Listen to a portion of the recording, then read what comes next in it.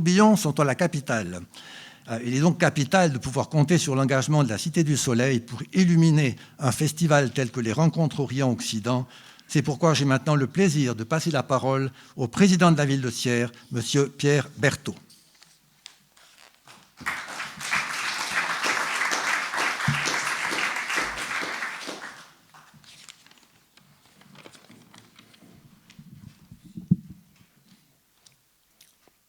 Madame la présidente du conseil de fondation, monsieur le directeur, monsieur l'État, mesdames et messieurs, chers amis,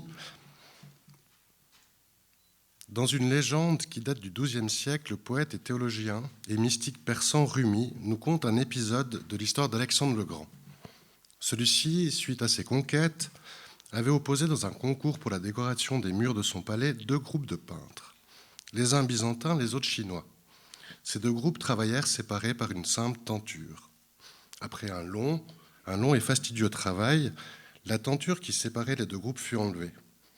Le premier groupe avait réalisé une merveilleuse peinture de l'univers, majestueuse, colorée, précise jusque dans le moindre des détails.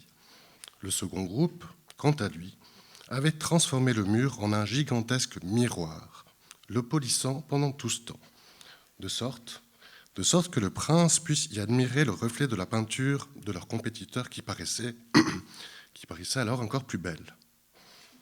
Vous me voyez venir. Je trouve ce conte parfaitement approprié aux nobles et aux ambitieux idéaux que se fixent les rencontres Orient-Occident du Château Mercier. Orient, Occident, 2 concepts qui n'existent que par leur existence réciproque et mutuelle. 2 mots qui sonnent comme un reflet aussi différent que semblable. J'aime également à penser que dans cette fable, le monde et l'univers ne sont que reflets et représentations. C'est ainsi que le monde se construit. Oui, parce qu'il est en tant que tel, mais aussi et peut-être surtout parce ce que l'on pense qu'il est.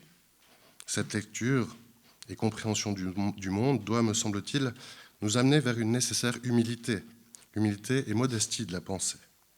C'est dans cette acception que depuis 11 ans déjà, les rencontres Orient-Occident du Château Mercier se veulent espace de dialogue, d'échange, non pas enfermés dans des certitudes, mais qui osent le questionnement et qui, modestement, tentent de refléter nos essentielles similarités.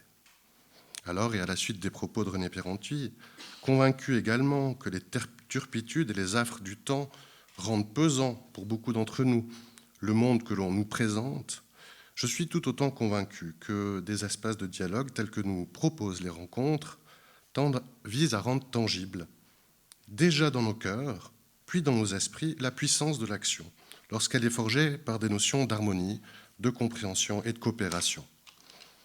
Ainsi, la ville de Sierre est assurément, et je vous l'assure, monsieur le directeur, elle est honorée d'accueillir cet événement qui poursuit cette recherche, qui est une quête éternelle, car finalement intrinsèque à notre condition humaine. Mesdames et messieurs, les rencontres Orient-Occident offrent chaque année cette possibilité rare d'élargir nos horizons, de partager nos réflexions, et elles nous inspirent ainsi à devenir acteurs du changement. Car peut-être plus que jamais, notre temps doit être celui de l'action. Et la pensée, lorsqu'elle est exprimée, est la première des actions sensibles. Je vous remercie de votre attention et vous souhaite des excellents échanges.